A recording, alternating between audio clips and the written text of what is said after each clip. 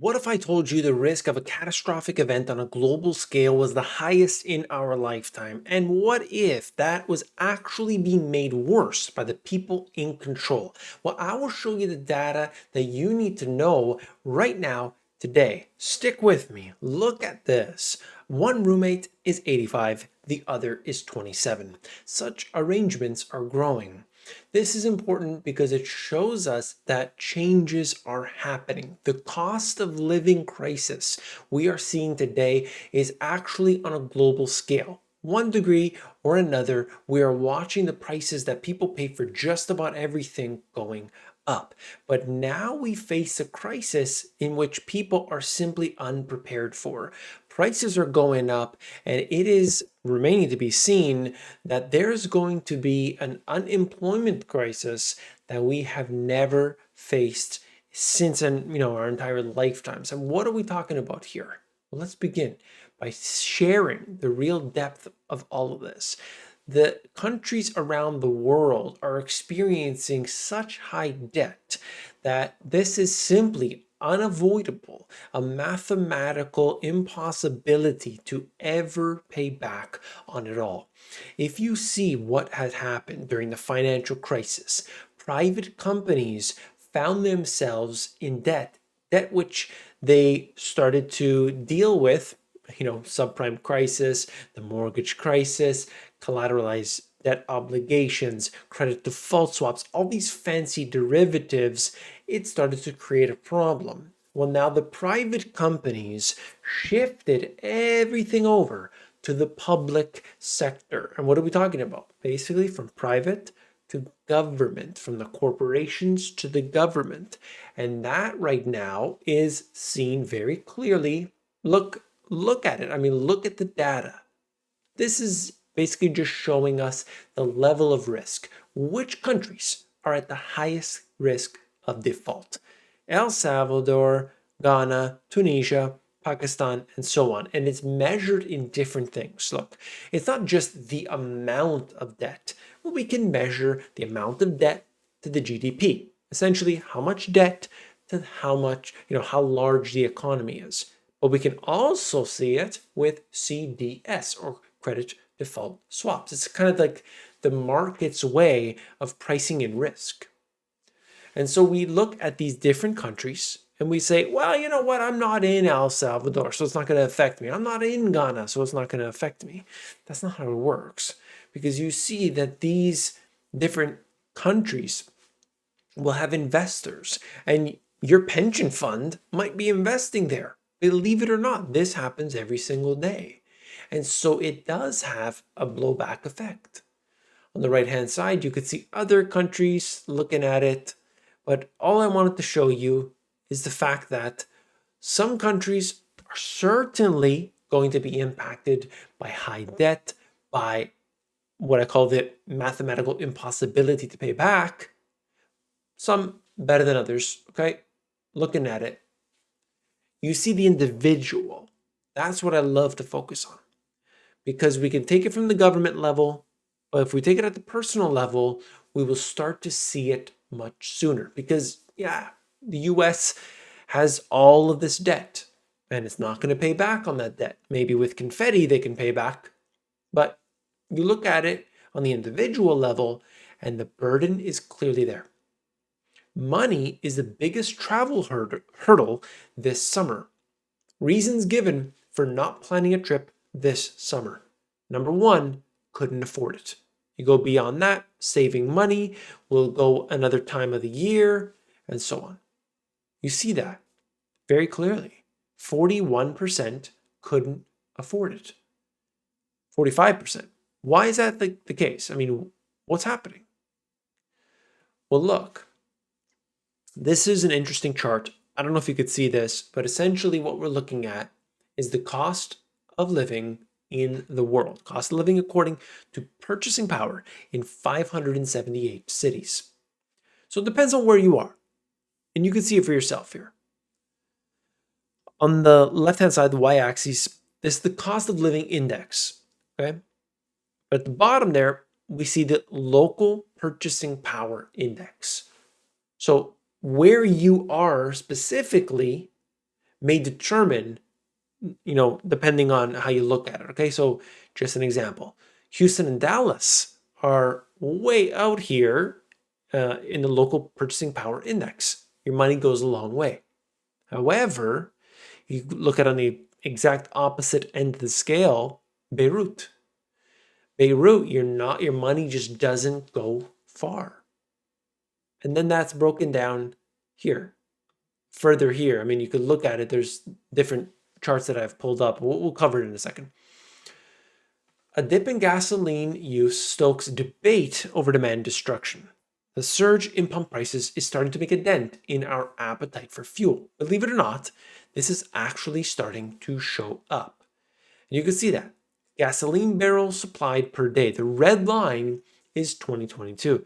And that has essentially been much lower than in previous years. And people, to some degree, working from home more now than they did in 2017, let's say. But I mean, even in 2021, where we are right now in the year, it's lower than that. Okay, so you could take it with a grain of salt, of course, because that's only one factor, but combining that with credit card usage going way up, savings going way down, and so many other factors on top of it all. Do you see what's happening here? Do you acknowledge the data that the individual is maxed out? And this is at a time in which, according to their statistics, the U3 unemployment rate, everybody seems to be fine in terms of jobs. We had in 2020 into 2021 the biggest increase in so-called, real wages. That's what they're telling us. So people are getting paid more. They suddenly had this surge of savings. They're, maximally employed. And, there's so many job openings now, millions of job openings in the US alone. And all of this coming at a time in which people are lining up at the food banks. People cannot afford the gasoline in their vehicle, and they're starting to do all kinds of things to mitigate that. What do you think is going on? There's something very important here, the inflationary factors that can only be squashed by one thing, and that is the reverse, the deflation, that pull down, the demand destruction. I've talked about this before. If you appreciate this information, hit that thumbs up button. Really, it does make a difference. So I appreciate when you do that, okay? We are facing the biggest crisis the country has ever had. And this is a translated article from Germany. And you can see this. It's talking about the possible gas supply stop, something I've talked about before, because I want to highlight this. There are factors coming from the central bank, but there are also going to be supply issues. So it depends on where it's coming from, but you as the individual, it depends what you got to pay. Whether it's coming from here or there, higher prices mean less for you, and then it translates into a slower economy. So this is not limited to the industry, but affects everyone. This is a completely new situation. We have to be honest and say we will first lose the prosperity that we had for years. Unbelievable. Unbelievable. It's going to ruin Germany's prosperity. Like they're going to go into a serious recession, very serious recession, if the gas is turned off. German economic minister warns of catastrophic winter over Russian gas fears. Germany will face a crucial test in the winter, warns the country's economic minister. This is coming at a time in which, just think about it for a second here. We are so many months out from winter, and already they're saying we're going to have a problem. Because during the summertime, that's when we need to build up the storage, but it's not happening. The inventories keep dropping. And so that keeps the price. Whenever there's inventory, look at Rolex watches. Look at all the higher end watches than Rolex. What did they do to make the price go up? Do you think it's a natural situation? Do you think? No. They actually intentionally slowed down the output of their watches. Oh, we were making 500 of that particular model. No, this year we're going to make 100. And what happens to the price? It shoots up on the secondary market. The same thing goes for just about everything else. They actually reduce the supply intentionally to force the prices higher. Cost of living index, you can see this for yourself if you're interested. Links will be in the description below. Look, the cost of living, you see it depending on where you are. Switzerland occupying most of the top of the list. You could search for yourself. But then we have the local purchasing power index. One of the things that people can do is to move, and it would have a drastic effect on their life. So maybe they're in the US and so many had done this. They're saying, I can't handle California anymore.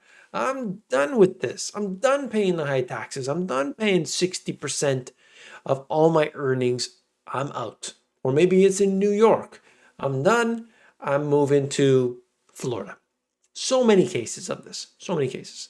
So we see local purchasing power. So what's happened here is so many people move and then it forces the prices up, right? Supply and demand right there as well. But I wanted to include that for you if you want to check it out for where you live.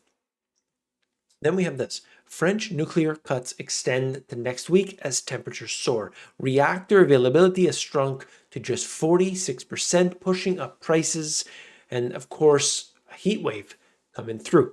This happens to be related to France, but you could see it everywhere. Regardless, the opinion on nuclear, I'm just simply talking about the actual economic aspect of it. And people are going to be hurt. People are going to be hurt. They're going to be paying more, and they are going to feel the effects, and the economy will be obviously seeing the results of all of this. So this is more of that information here, just showing you the countries with the highest default risk in 2022.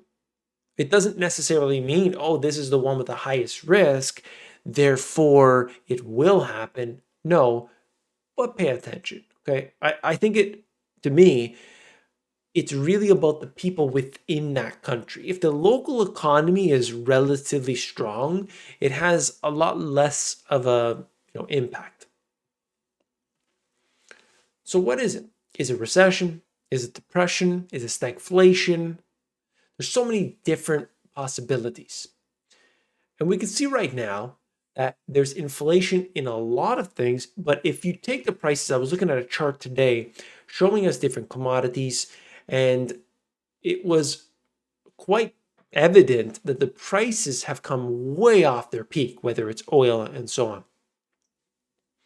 But it doesn't mean that we can't be on a long-term trend of inflation that they can't get rid of because they are too fearful to bring interest rates too high. During the 1970s, what people need to understand is during the 1970s, there was a time in which they said, we're going to take care of this, we're going to squash it down. So they push this, they taming inflation by increasing interest rates, but they didn't do it enough, and for long enough, they started to pull back on that, hey, everything's going to be great. And then, well, you saw what happened in 1980. They had to bring interest rates up to a record high to squash it down, but doing so put the economy into a recession. So here we have it. U.S. risks taking itself into a recession. I've never seen anything like it. Housing has gone into a deep freeze pretty fast. So essentially saying, look, this is all a self-fulfilling prophecy. We're doing this to ourselves. I talked to CEOs, CFOs, investors, friends, family, to the person. They think we are going into recession. I've never seen anything like it. I've seen a lot of business cycles now, and nobody predicts recessions. But in this one, everyone is predicting a recession. And that's interesting. Usually it's the opposite of what everybody believes, but we'll see what happens. The danger is business and financial cycles turning down simultaneously, which can lead to a longer lasting recession. A decade of QE has fueled frothy housing markets, and we could be entering in the other side of this soon as housing affordability is stretched and debt service ratios could rise sharply. This is what's going on. I don't want to say it's really predictable, but it's certainly much more predictable than the previous cycles. If you agree with me, Let me know in the comments. Do you think that this is more predictable than what we had seen? Because you had all this money printing, all of this easy money, and suddenly you got to tighten up. What happens as a result? That's up to you to decide, because you're going to make the choices that are, in line with that. So I did have a few more things, but I'm going to leave it there. Look, we can make change for ourselves. We can help ourselves. We can take control to a certain degree. If we think that interest rates are going to rise, if we think inflation is going to rise, if we think all these different things, then we're going to make choices based on that. We're not going to do it because the Money GPS said it, not because of some other influencer said it. We've got to do things based on the data. And that's why this show is based around the data. It's not about me, the celebrity, okay? The popularity contest that I lost a long time ago. No, this is about the data and the people that have the bravery and the courage to really be honest with themselves. They are the ones that are always going to be most prosperous through the cycle. Most people don't have that, but you made it to the end of the video. I'm pretty sure you do.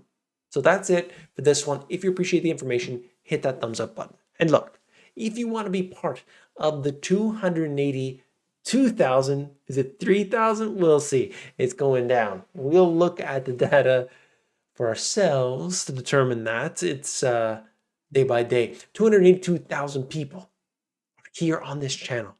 And we are about to hit the next level. In the coming weeks, you're going to see some major positive changes here. It's going to be fantastic. And I'm so excited to bring that information to you. Okay? So if you want to join, hit that subscribe button. I'll see you on the next one. Take care.